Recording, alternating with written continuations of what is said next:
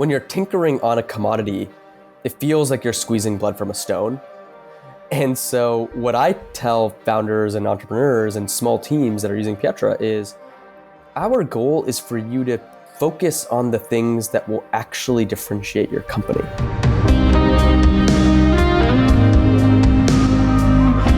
Hello and welcome to Future Commerce, the podcast where we explore the intersection of culture and commerce. I'm Brian.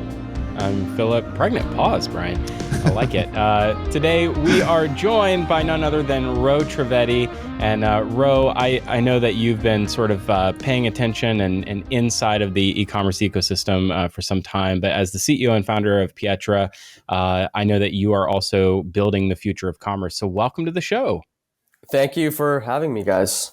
Yeah, thank you for being here. When I meet someone like you, you're in the middle of building this business, and a lot of businesses in the world that are trying to build the future of commerce, especially brand experiences for very notable like celebrities, influencers, people who are building the brands of tomorrow.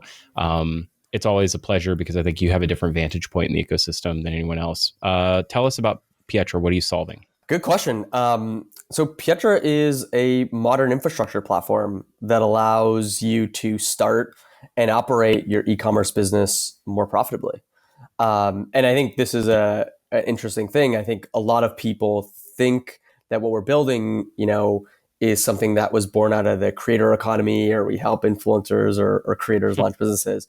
But it's actually far from the truth. I know the media loves to cover that, but Sure. What we have built is essentially a new way to start and operate an e-commerce business. And we can get into what that means. And the vast majority of people that use it are people around the world that just have an idea for a company and want to start it. I mean, celebrities do flock to the platform, and that's awesome. But I would say 99% of our customers are, that typical person with an idea. I like to say this is a universal problem. Go to a bar in any city, get a beer, put your head up and ask someone, do you have an idea for a business? 5 people are going to put their hands up, right? And they're not going to be celebrities. They're going to be our influencers. They're going to be people like me and my uncle who have a cool idea for a sneaker brand or a watch line or a disposable plates brand, and the list goes on. So we service, the broader entrepreneur community. And then we have a bunch of, subsections inside of that. Sounds like I need to meet your uncle. Yeah. He's a character. The earned media, value of who uses the platform obviously gives you a little bit of the, that credibility of the kinds of brands. Everybody wants the proof, the social proof that something works. It's worth while to trust. But tell us a little bit about this, this vertical solution. This has been tried for 20 years in e-commerce, and we've seen different eras of this at the enterprise scale, and certainly creator economy was another thesis. Tell us what you're doing that's differentiated. My first light bulb before starting this company went off so I was at Uber, and then I was at Cloud Kitchens when I was incubating this idea. And Uber, a platform for moving people, packages, and food around the city. People don't think of Uber in that way, but it really is that. Cloud Kitchens is a platform for democratizing food production and delivery around the world. And so I was always obsessed with, can you reinvent an industry through a platform that make it easier to start and operate something? And so I went and said, okay, how hard can commerce be? First mistake. What's that flag? It's I did it not because it's easy, but because I thought it was easy. And it was kind of a deeply personal thing because while I was at Uber, I tried to build 3 tech companies, and they all failed. But the insight there was, while I was building those tech companies, 3 apps that I tried to launch, that my friend who was trying to launch a watch brand, in the time that I started and closed 3 tech companies, he wasn't even able to get his company off the ground selling watches. And I was like, how hard can this be? And I remember him very clearly telling me, Rose, starting a brand on the internet now is not just a website. Like that's what everyone thinks. Just start a Shopify Right. account, you're done. It's just a Sure. website. It's like that is a 15 years ago problem. Now you actually have to create a beautiful product. You have to design your products really well. You have to find a manufacturer. You got to set up your global shipping network. You have to figure out your customer support. You got to figure out your marketing. And then at the end, in 15 minutes, you can set up a Shopify account, you know? And that's when I was like, oh, does no one help you? Like, because in tech, if I have an idea for the next Uber, in 15 minutes, I can get all the resources I need, all the turnkey solutions. And he was like, no, this is not like, they don't think about, commerce like you think about technology. There's no AWS for Mm, commerce. And that's when the first light bulb went off. I was like, wait a minute. There's no turnkey solutions to launching and starting a business when 90% of what you do is a commoditized like operations thing. And so what I realized was the main equation was I realized that people were getting more creative and they were spending 10% of their time on the creative aspects of their business, which ended up being the most important thing in the social media era. And 90% of their time operating their business and building these teams. And we were like, we need to flip this equation. Like you are going to get Yeah. better at being creative and storytelling and designing great products. You should not be bogged down trying to squeeze blood from a stone with your operations. And we can get into it, but I think like I have this new rebels framework where the first mm. 15 years Shopify really did arm the rebels. But what does arm the rebels mean when in 2006? And for anyone that doesn't realize how long ago 2006 was, go to the Wayback Machine and find a website from 2006. You'll be like, damn, that's how these websites looked. That was the era that we were in. And I was like, they did such an amazing job arming the rebels of that time. Mm-hmm. Those rebels were, I need a Shopify account. I need to run some Facebook ads. By the way, Facebook ads are incredibly cheap. And I'm going to build a small team of people to operate this business. I'm going to build in-house expertise. I'm going to figure out how to manufacture this thing in Mexico City. I'm going to import it. I'm going to ship it around the world. I'm going to get 3-day shipping anywhere in the US for this price point. I'm going to negotiate with my 3PL, all this stuff. Now the new rebels are masters of social. I mean, the last 15 years was like the social media era. So they Totally. really know how to tell a story instantly global with any piece of content. And this isn't an influencer. This is just anyone. You have to learn how to create content in this world. They have instant global reach. And now their businesses are being built on 15-year-old infrastructure. Right. And so I'm like, oh, so you're basically like starting from behind, trying to build this new world with this old world infrastructure. And by the way, building infrastructure is very difficult and very annoying. Yeah. So we went and said, okay, let's go build the modern infrastructure platform for e-commerce in the future. One that is 90% creative and 10% operations, one that is instantly global, and one that uses technology to automate as much of a business as you possibly can so I can focus on the things that can't be automated and can't be replicated. And there's a really unique angle to this as well. It's the way you've sort of positioned it as a sort of a membership model, right? And talk to us a little bit about like why like membership versus other forms of engagement. Good question. I think the short answer is we tried every model. And as a founder, we got stabbed in the heart a bunch of times. But what did we learn through eventually getting to this business model? So it was important for us as a company to do two things. Maximally include entrepreneurs around the world. We wanted the ideas to come to the forefront and give people an idea, or give people the ability to have an amazing idea and try to see if it's going to work and not let someone poo-poo it, right? That was the first thing that had to happen in the business model. Maximally inclusive is what I like to say. And so we iterated on a bunch of different models. We were free for a long time. And what I really got obsessed with was, can we build the world's first e-commerce membership that is similar to Costco, where everything inside of this membership, the software, the infrastructure that we provide, is going to be the best price that you can get in the world. That's like our goal. And as long as you are a member of Pietra, we will continuously try and drive down prices, build software, build the physical infrastructure needed for people to build and run businesses. And that model really took off because immediately after that, we realized we had a structural advantage as a company where you can be a service provider or software provider, logistics provider, and members to Pietra are going to probably get a 30 to 50% better price on everything we offer. And it's also faster and easier because it's all integrated under one roof, right? So the Costco analogy would be Costco's awesome because you can actually go there and have lunch at the hot dog stand and then go get your, your alcohol, and then also do your shopping. And by the way, you can do your clothes. It's like the members are getting increasing amounts of value, and everything inside that store is lower cost by structure. That really, really took off for us, where we say, look, if you're willing to give us a little bit at the beginning, we can build the first global membership like based community around e-commerce. And we have a bunch of engineers from Google, Uber, Facebook, DoorDash that are going to build all the tools you need to increasingly make it easier for you to run your business and more profitable for you to run your business. And it was something that we now don't depend on a customer to succeed, right? So we then don't become one of those companies that are forcing people to do things unnaturally.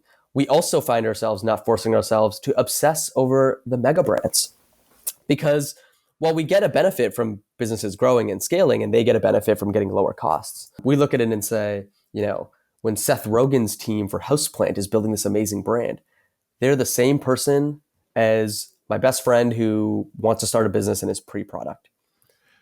We get to treat everyone equally. And all the old models that depend on winners force you to treat the big people like the kings and the queens. And we're like, we don't want to build a company like that. Oh no, I think about this model.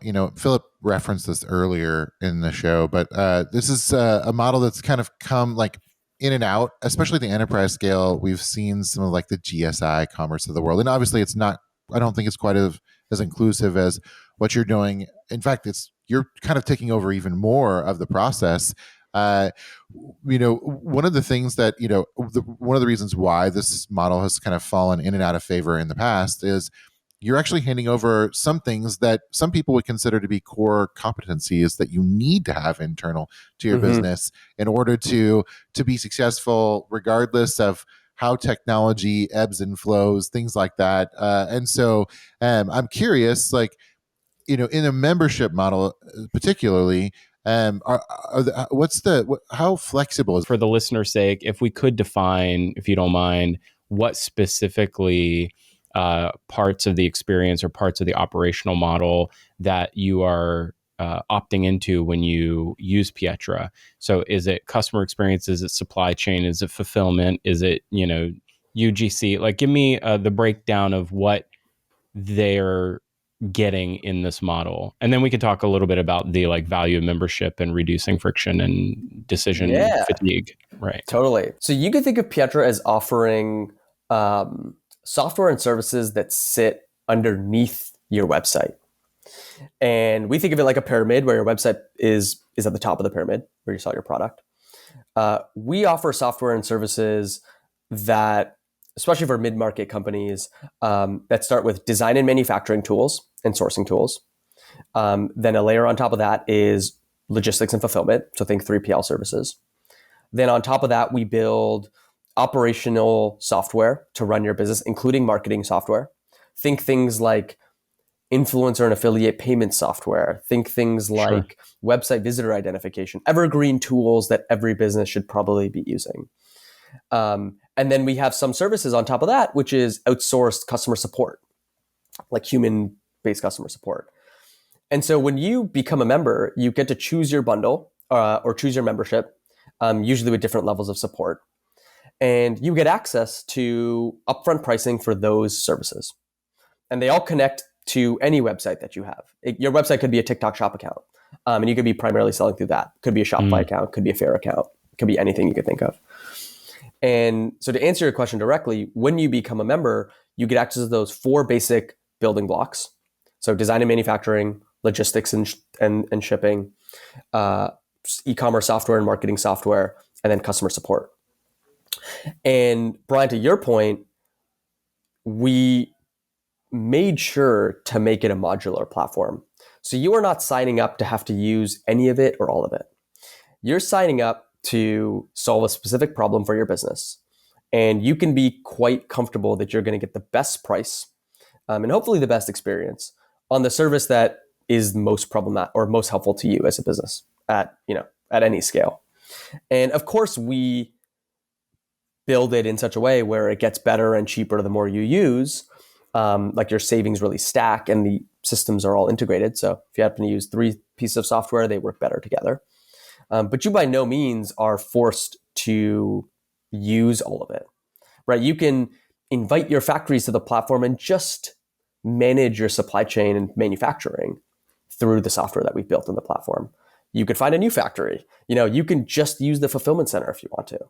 And then maybe find some packaging and ship it to our fulfillment center if you find a good factory. So it's very, very modular and flexible in that way. And that was another big unlock for us for these bigger companies that, if you're a $10 million company, a $5 million company, you're probably going to have some stuff figured out. So if we come to you and say, you have to use everything, it won't work. But if we come to you and said, we can save you $150,000 on this part of your business every year, now you're listening as a $5 million company. And things that don't require some kind of expertise or decision and integration knowledge around like a best in class piece of software. So a few things that I want to poke at. Number one, maybe, and this is just conjecture, maybe the idea that best in class point solution software was sold to us because that was venture capital trying to make investments into a particular industry, making surgical bets on things that had multi-platform plug and play functionality so that it could like basically blitzkrieg a whole ecosystem. So maybe that's not actually what people want. Oh, there we go. Maybe that's not actually how people buy all software or make all decisions. Number two, I think entrepreneurs are tinkerers and optimizers by default. And so the idea that they like the point solution makes a lot of sense because they want to get in there and optimize it and understand it and haggle and negotiate and rip and replace certain parts, right?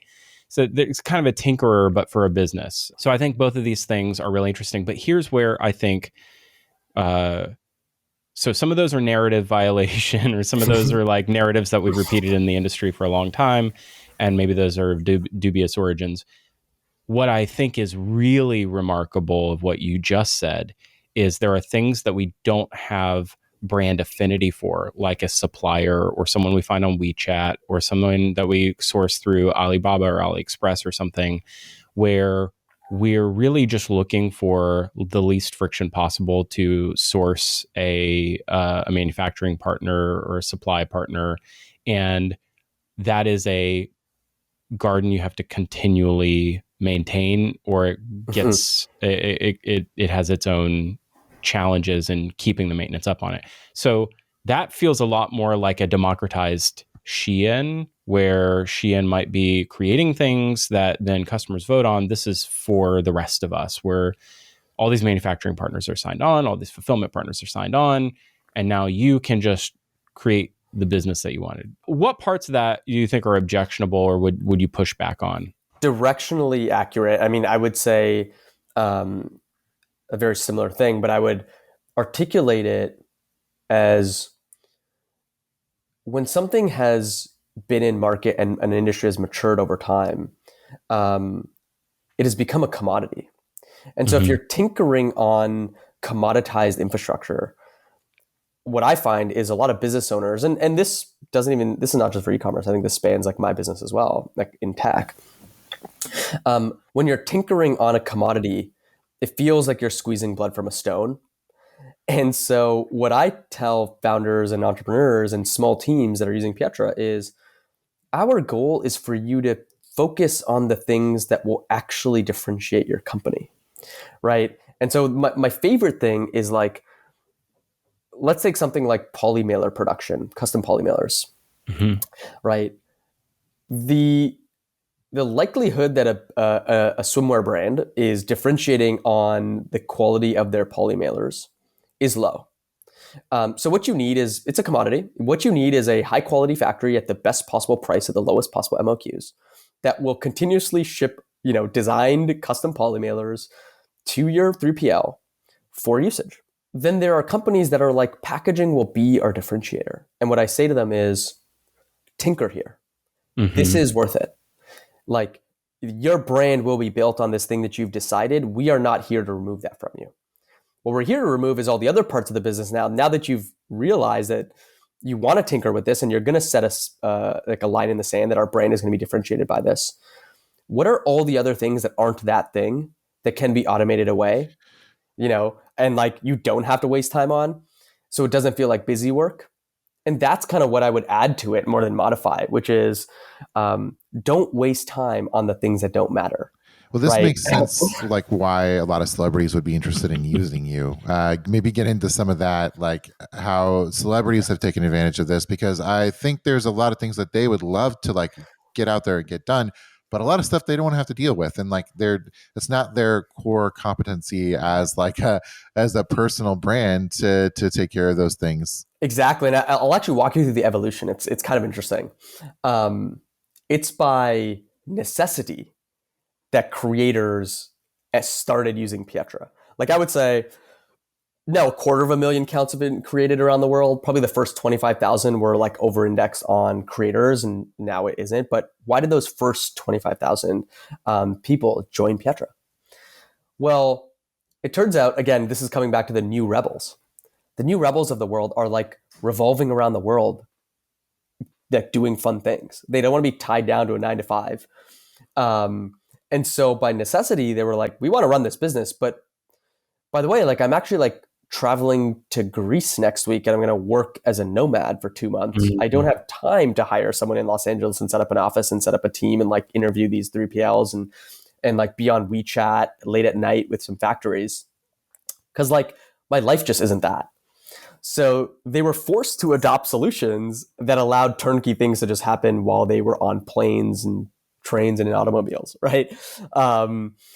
And what we learned very quickly was when you make something incredibly easy and fast and cheaper, the smart people that were doing the work will also very quickly flock to that. So the next, I would say 100,000 accounts that's when we realized the creators got drowned out, where it's like the creators had, a need, a necessity, or it was necessary for them to do this. Then as soon as the real e-commerce brand owners started realizing that they can just do it cheaply and easier and faster, they were like, oh, wait, at the base level, everyone's just running a business. And then very quickly, a creator who might have a really awesome handle on content marketing meets a counterpart who's excellent at paid ads. And when you zoom out over a 12-month period, guess what? They are the same business. Just one person has mastered Facebook ads and the other one does podcasts and creates content on TikTok. But ultimately, they're going to sell $2 million worth of product in a year. And their businesses underneath the hood need to run like in the same fashion. And so to come back to your point, like that's why the early days, the creators came to the platform. But now I think what we are realizing is it's kind of like the best, a good analogy would be in the early days of AWS, right? Me as an app developer would be like, it's really easy to set up a database here, run some compute. I'm going to use this thing. Now Netflix and Uber are built on top of AWS, right? It's like, oh, wait. Now that I know that it's cheaper and faster and easier, and it has the capabilities, oh my God, like Netflix should be run in the cloud. And I'm like, wow. So that's the transition that's happening away from the creators, because ultimately creator businesses are just e-commerce businesses underneath the hood.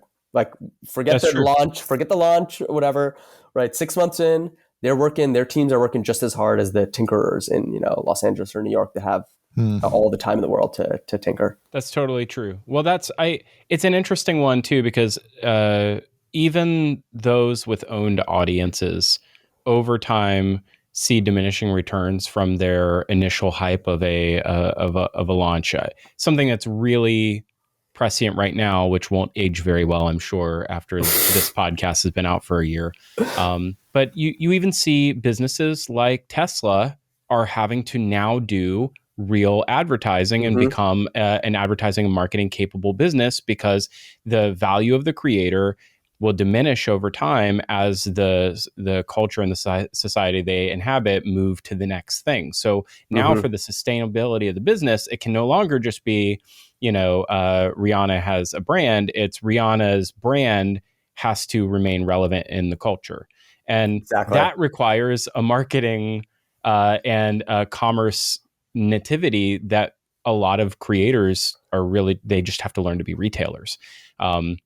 Now that time frame is different for everybody. That half-life is longer for some, depending on how big their gravitational fields are, right? But they're eventually everybody has to get there. And I think that's where the decision fatigue of having to constantly rip and replace parts of an e-com stack is detrimental. And it's actually what we're realizing right now, Brian. This ecosystem and the age of the ecosystem, the challenges you have in the business have a lot to do with the era in which you built it and how much legacy business structures and infrastructures and processes that you have that are sort of vestigial left over from the old way of doing things. Because if you built it now, you'd be doing something fundamentally different. Totally. You probably wouldn't launch. And that's something that's core in technology, right? Like as an engineer, I was, at some point in my life, an engineer. It's interesting because the cycles are exactly as you described, which is you have these old legacy systems, and then you have these startups that can compete very quickly, with these incumbents. And why? It's because the frameworks and the infrastructure are redefined. The incumbents are using this old, slow monolith. And the new school goes, if I was to build this company from scratch right now, I could build it 10 times faster and probably 10 times cheaper than you had to.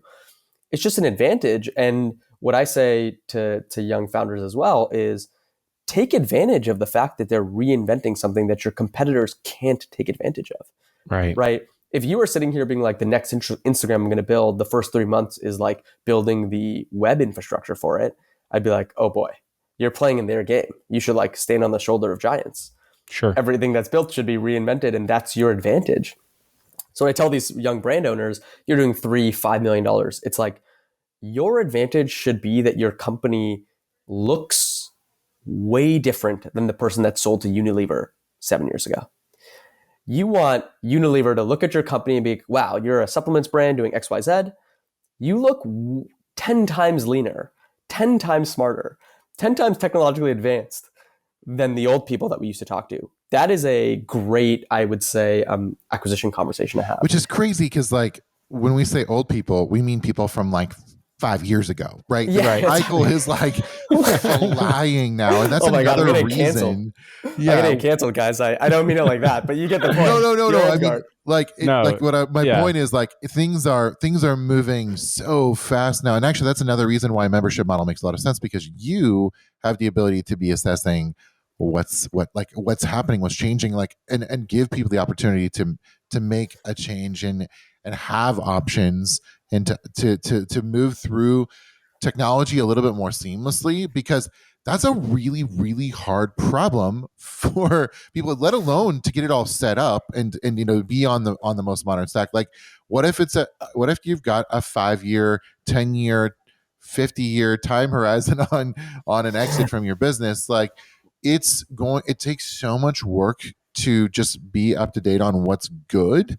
And what's actually, like, and well, this is it's one of the hardest challenges. Yeah, it's definitely one of the hardest challenges. And like, to the earlier point about, I mean, maybe I'll get canceled on this one, but at least it's a hot take, which is, I do think VCs have propped up these point solutions that go through. I learned this when I was in the industry many years ago, which is like, what's this thing that e-commerce people talk about, which is general rate increases?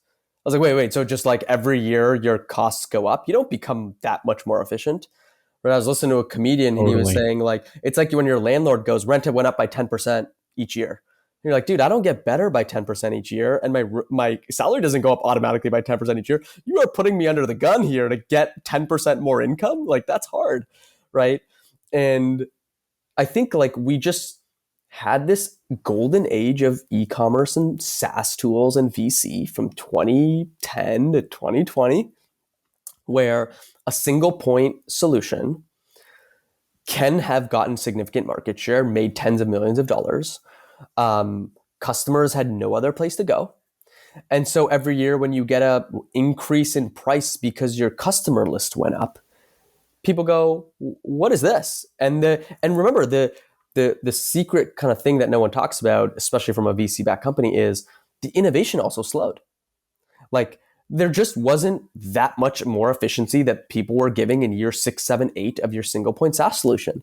So they had to increase prices because they couldn't innovate more and like create value and capture it.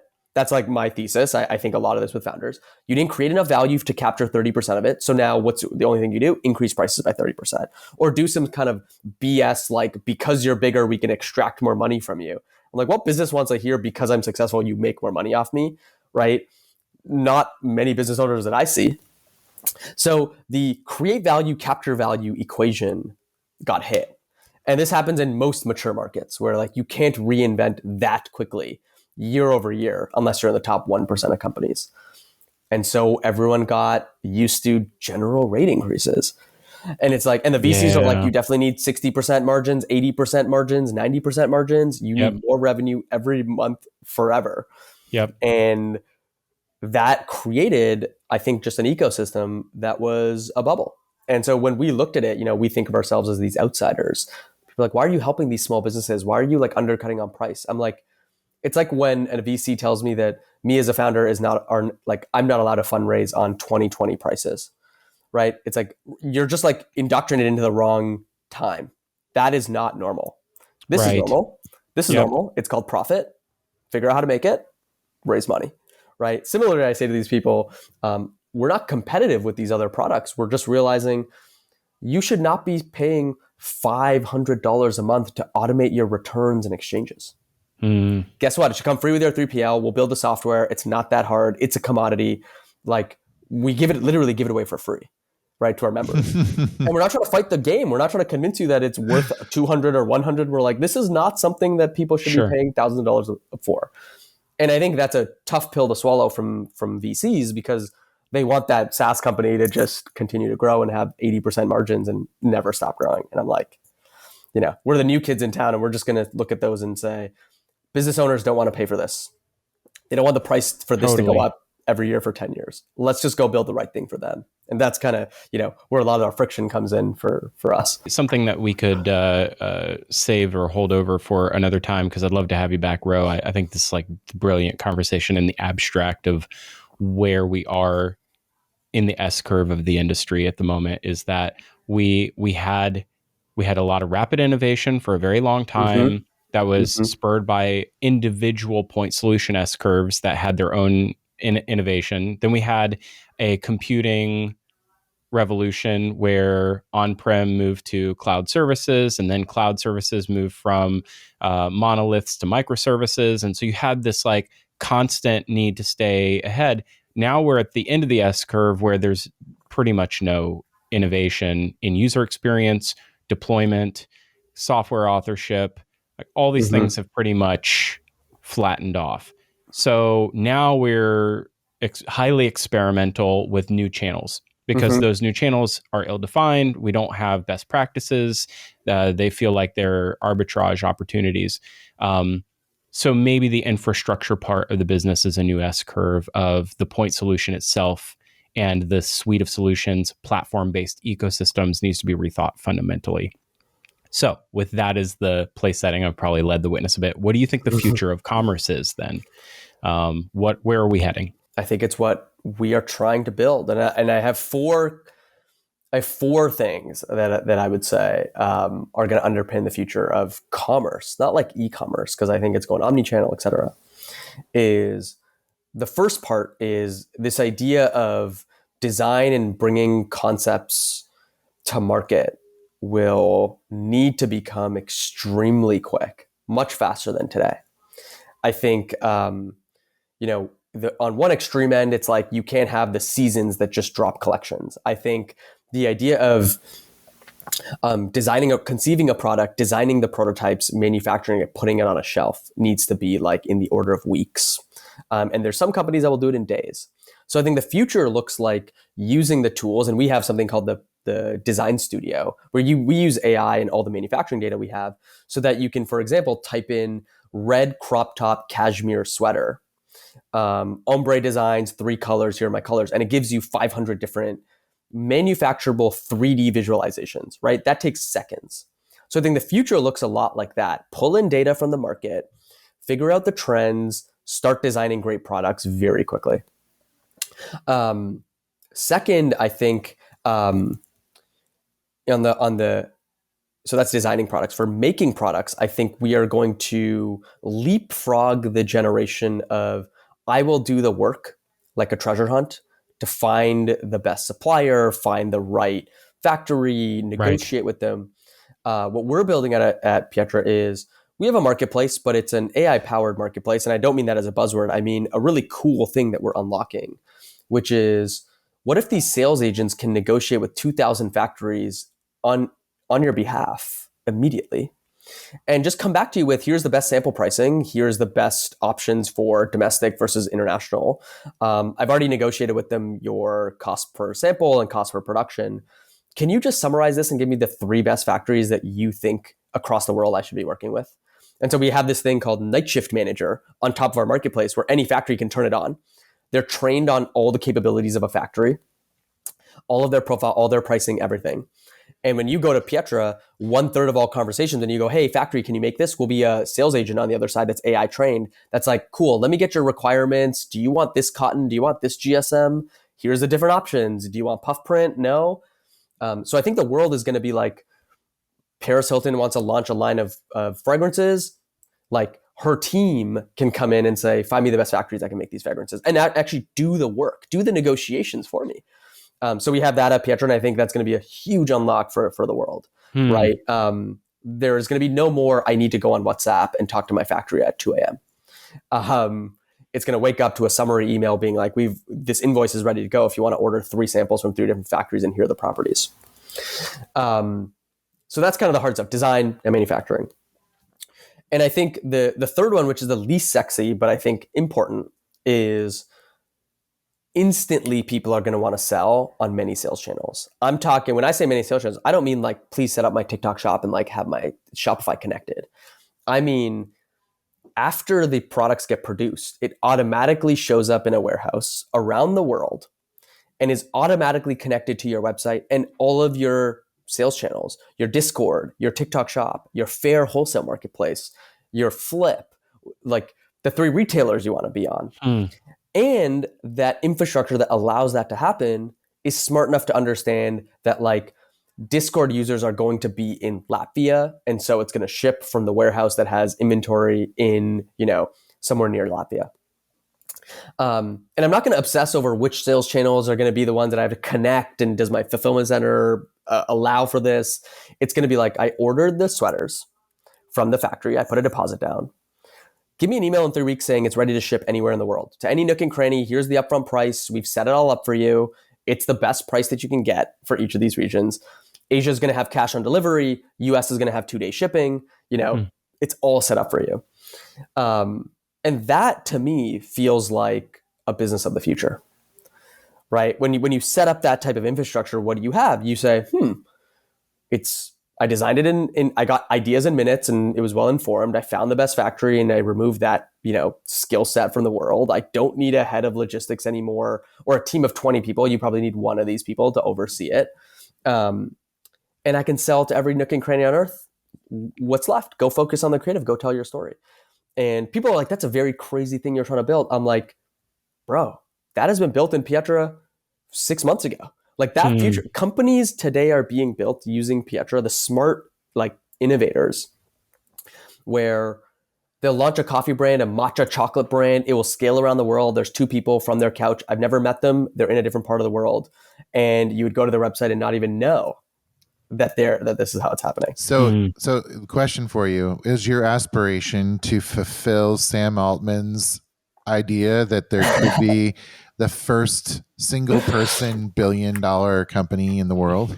Yeah, I want to say like shout out to Sam. I've been championing this for a while. Nice. But I think he's my favorite kind of Keith or Boy thing. Directionally accurate, but there's some nuance there. Yeah, I think, and this is important because it's something that I've changed my opinion on. When I first started building this and didn't know anything about e-commerce and never talked to any operators, I was met with fierce resistance, like emotionally and practically around this notion of you need no humans. I came in as a technologist. I said, what is all this stuff? Like, fire all these people. Like, you don't need any of this stuff. You don't need any of these people. Naturally, that was met with, oh, crap. Like, you do need some of these people. It's going to be very hard to automate the nuance. out of your business. But do I believe that there'll be, under 5 people teams that can run multi-$100 million revenue businesses? Totally. Yes, like for sure. A $1 billion company with one person, like outside of software, I think you might be right with software, right? But in For sure. e-commerce, we have to realize like there are things that rubber meets the road. Like it's a bits and atoms company. And so I don't think and I say this, probably in an optimistic way, we're not here to eradicate people at companies. We're not here to say, fire your teams, you don't need them. We're here to reallocate the team's time on the right things. And it's a very similar trajectory that cloud computing went through. Like, we're not here to say, like, fire all the people on your systems administrative teams. It's like, you're gonna have to monitor some stuff. It's gonna be more efficient, but they can do more with less. So yeah, I would say there's some nuance to what I'm saying, directionally accurate. In e-commerce, I think, I'm waiting for the first, $500 million brand that's 5 or less people. And it will come from really understanding how intentional can you be with your time, and what can you outsource and be comfortable with. And of course, we as infrastructure providers have to be good to provide that experience. Like the databases that AWS provided needed to be good enough for people to use them. But it will come from the next generation of founders realizing, I don't need to tinker in this space, or the ROI on this is low. And time is obviously the number one currency that everyone miscalibrates. And that's an incredible place to leave it, Ro. I feel like I could do a Lex Friedman 4-hour deep dive with you. I'm ready if you want to do that. I'll wear I'll wear a suit. I'll try and do. Oh yeah. Oh, we could both do it. We could. We'll listen. I love getting both technical and do the philosophical as well. And I think that sounds like you just, as a polymathic type thinker, it seems like you can do both. I really appreciate you. Where can people find out more about Pietra? www.pietrastudio.com. Twitter, Shop Pietra. Instagram, Shop Pietra. Just Google the word Pietra. We'll probably come up somewhere. Cool. And I think we have a special link as well, which you might have heard during one of the breaks here. It's go.pietrastudio.com/futurecommerce. If you go to that website, the go.pietra.com/futurecommerce, you can actually book a call directly with me to have that question. And I'll go through your business and audit it. And that's one of the things that we set up, I should have said earlier.